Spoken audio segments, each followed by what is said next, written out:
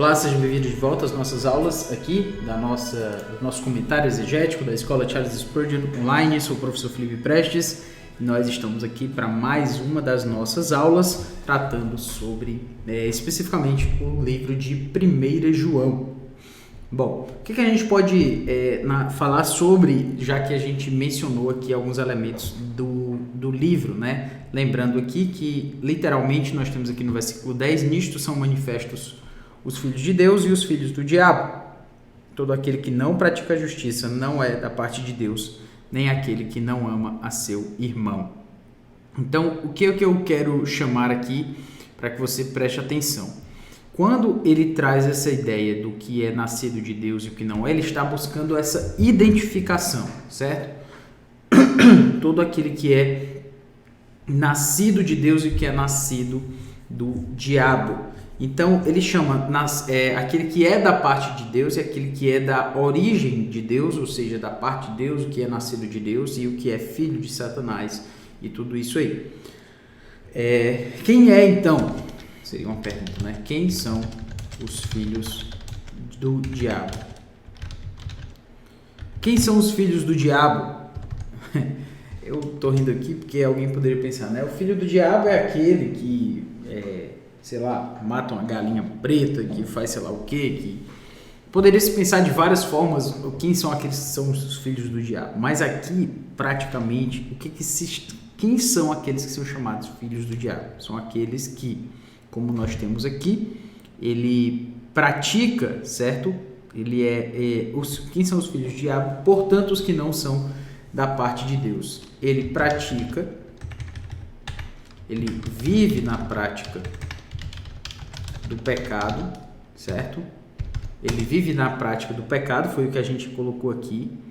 Ele o que é da parte de Deus, aliás, o que é da parte do diabo, filho do diabo, ele não pratica a justiça. Lembra que eu falei? Aqui nós temos a parte vive na prática, exatamente. O que vive na prática do pecado. Então, praticar o pecado é algo negativo, mas praticar a justiça é algo positivo. Então, ele não só faz o que é ruim, quanto ele deixa de fazer o que é bom.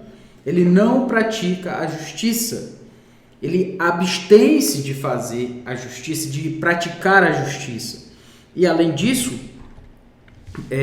nós temos aqui também o fato de que ele não ama a seu irmão. Sabe, eu estou colocando esses 3 pontos aí, e ao mesmo tempo eu poderia dizer quem são os filhos de Deus. São basicamente o que o texto fala, né? É aquele que não vive na prática do pecado, certo? Ele não pode viver na prática do pecado. Por que ele não pode? Porque ele é incapacitado de viver na prática do pecado. Ele não pode, dinatai, a ideia de não pode é que ele não é habilitado para isso. Entenda isso, por favor. Quem vive na prática do pecado é quem não é da parte de Deus, porque é aquele que é nascido de Deus, aquele que é da parte de Deus. Ele não consegue viver na prática do pecado, quer dizer que ele não peca, ele não pode se desviar, ele não aguenta essa vida, ele vai voltar para o caminho de Deus porque ele não consegue. Então, alguém que está muito confortável na sua vida longe de Deus, ele não é da parte de Deus, e desculpe ele dizer, mas o texto de 1 João diz que ele é um filho do diabo. Me perdoe pelas palavras pesadas, mas na verdade você não tem que me perdoar, você tem que perdoar ao apóstolo João. Eita, agora foi forte, pois é, foi forte mesmo. Porque eu não tenho que me desculpar, na verdade. É porque a gente vive numa sociedade muito ligada ao politicamente correto, em que você tem que ter muito cuidado com as palavras, porque senão vai magoar alguém e tal, e a igreja acaba muitas vezes absorvendo esse sentimento. Mas não é disso que a gente está falando. Filho do diabo é aquele que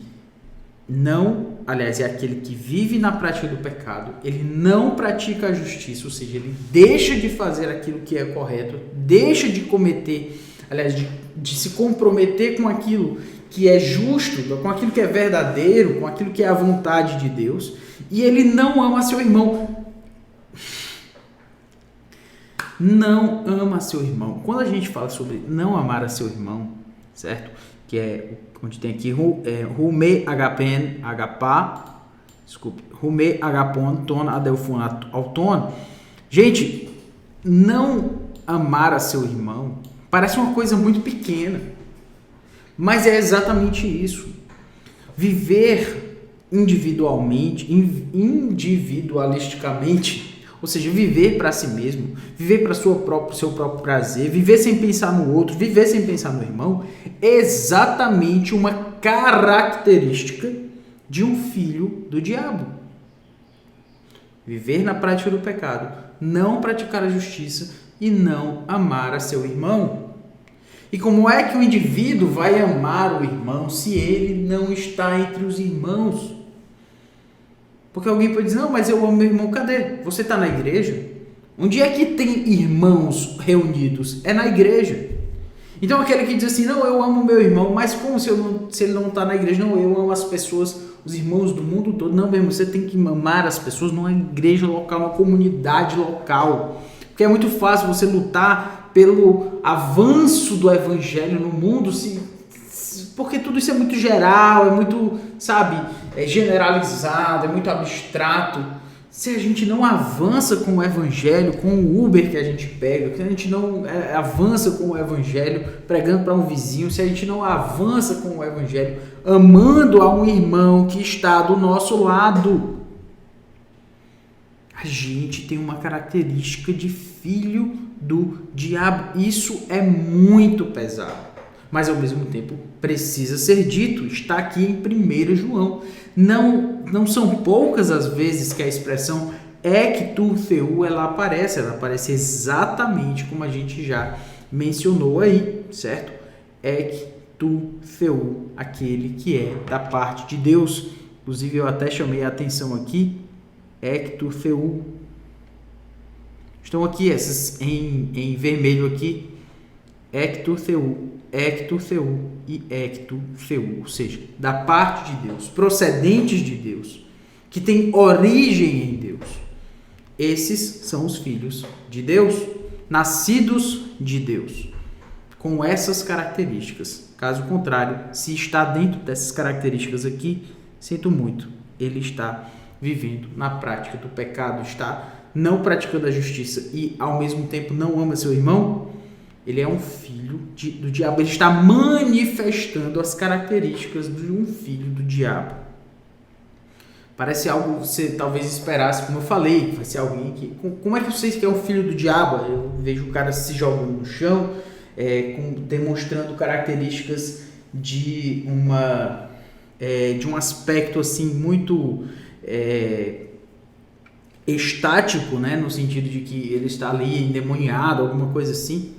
Não é disso que a gente está falando. A gente está falando de simplesmente alguém que não ama seu irmão, não pratica a justiça, vive na prática do pecado. Ou seja, é muito mais sutil do que se espera. E tem muito mais filhos do diabo do que a gente imagina. É exatamente disso que eu estou falando. Mas já coloquei esse ponto aqui com relação a esse texto, certo? E agora nós vamos aqui para o nosso próximo texto. Nosso próximo texto, ele começa a nossa nova sessão, a sessão que eu chamei a atenção, que ela está lá no começo, essa aqui. Estamos aqui, terminamos, na verdade,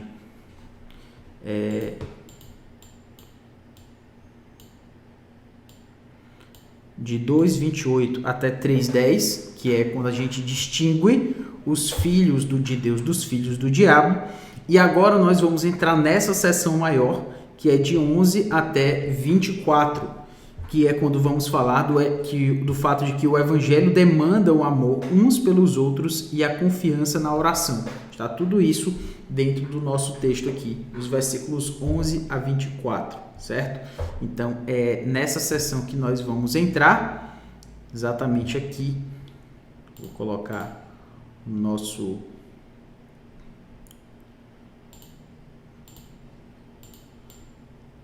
Beleza. Já fiz aqui a configuração e agora nós vamos para o texto grego. Hoti haute estin he angelia hen ekoussate apares hina agapomen alelos. Beleza, vamos aqui para o grego. Porque a mensagem que ouvistes desde o princípio é esta, que nos amemos uns aos outros. Sabe, que o texto de 1 João, ele para mim é muito impressionante. Ele fala sobre a igreja, sobre a comunidade, de uma forma que não tem como a gente simplesmente desprezar. Ele está falando da união dos irmãos. E ele dá uma força tão grande a isso, ao ponto de dizer que isso é uma característica de um filho de Deus. E se não apresenta essa característica, é uma característica de um filho do diabo. Mas vamos adiante, porque tem muita coisa pela frente. Hoti haute, né? Nós temos aqui essa expressão hoti haute. Hoti, eu já disse, todas as vezes que ele aparecer eu vou chamar a sua atenção, porque é uma expressão importantíssima do grego. Hoti, explicação. Por quê? Certo? Só que muitas vezes o hoti, ele tem uma ideia não somente de explicação, mas é como se ele começasse uma frase, né? Mas vamos adiante aí que eu vou explicando à medida que a gente vai caminhando. Então, por que haute? Haute, isso aqui, gente, é um pronome demonstrativo, certo? É um pronome demonstrativo. Haute é um pronome demonstrativo.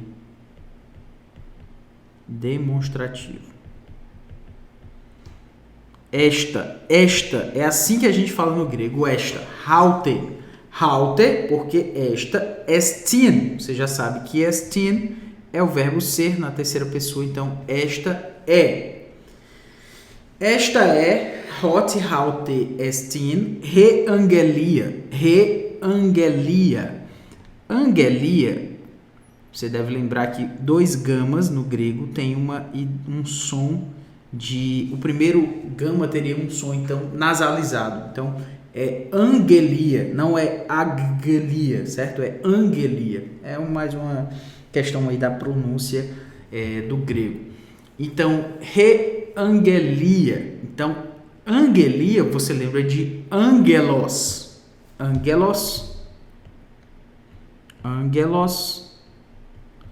é a palavra grega para anjo. Angelos é a palavra grega para anjo. E angelia é a palavra grega para mensagem. Por quê? Porque o angelos é a palavra para mensageiro. Então, antes da palavra angelos significar anjo, ela significa mensageiro. Então, é porque, na verdade, a palavra vai ganhando um campo semântico mais teológico. Então, lembra que ele é uma referência para o que vem adiante, certo? Para o que é catafórico, ou seja, o que vai adiante. Então, porque haute estin reangelia, esta é a mensagem, certo? Essa é a mensagem, hen. Aí aqui nós temos um pronome relativo, certo? Que, ele é traduzido como um que. Pronome que é um pronome relativo, certo? Pronome relativo. Então, esta é a mensagem que, e aí nós temos o verbo ekoussate, certo? Ekoussate é o verbo akuo.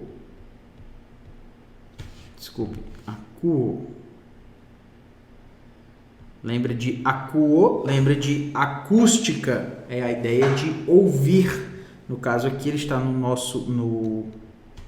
esse sigma alfa traz uma ideia de um verbo no aoristo.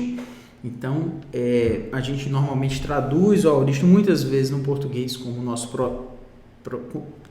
como nosso pretérito perfeito. Então, ekoussate que ouviste, certo? Esta é a mensagem que ouvistes, melhor dizendo, né? Que é vós. Então, esta é a mensagem que ouvistes.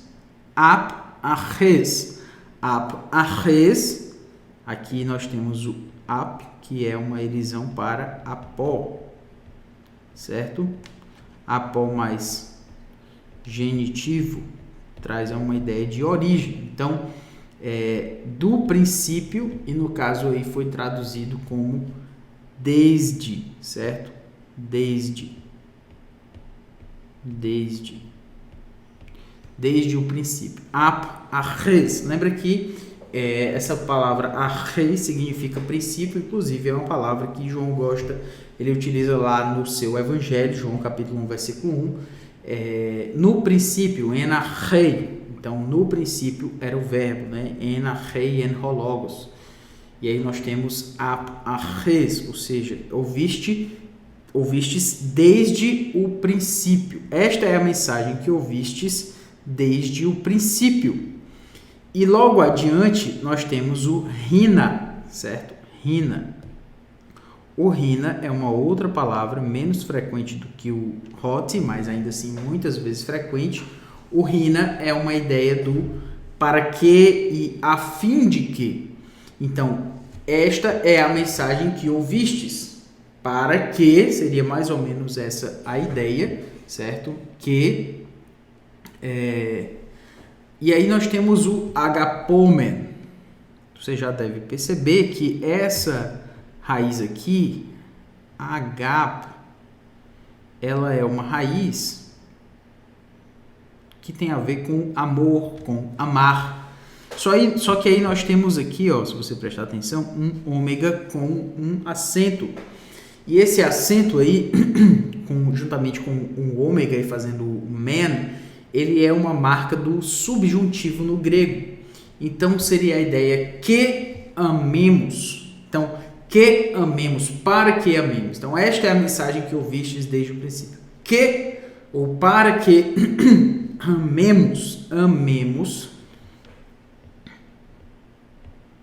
É por isso que a gente precisa da gramática do português, para entender bem o que a gente está falando aqui, ó.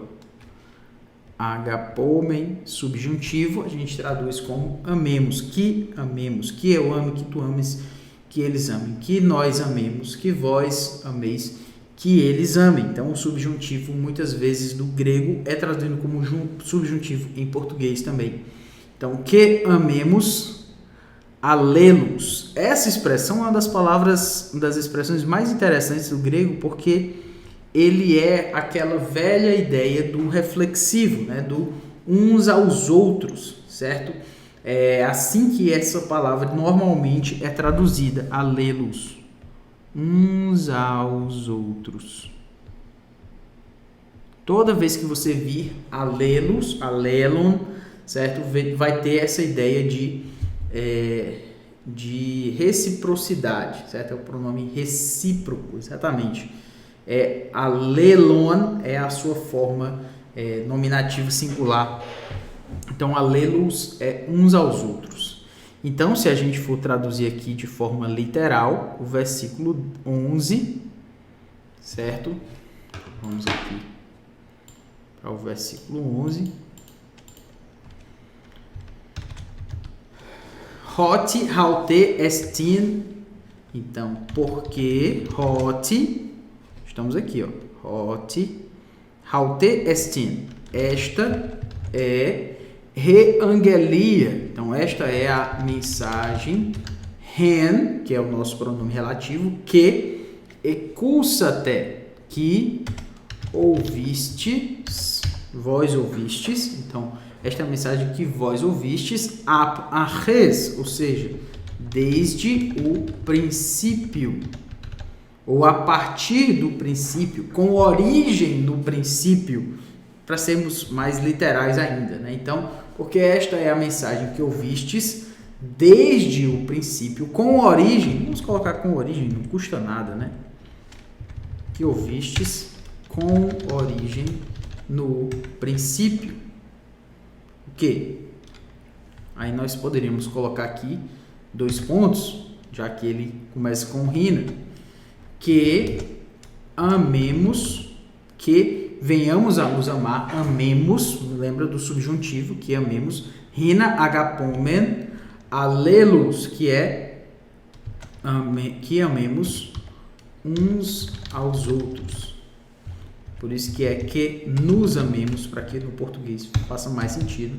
Ficou aí parecida com a atualizada, mas basicamente é isso, não tem muito mistério. Que nos amemos uns aos outros.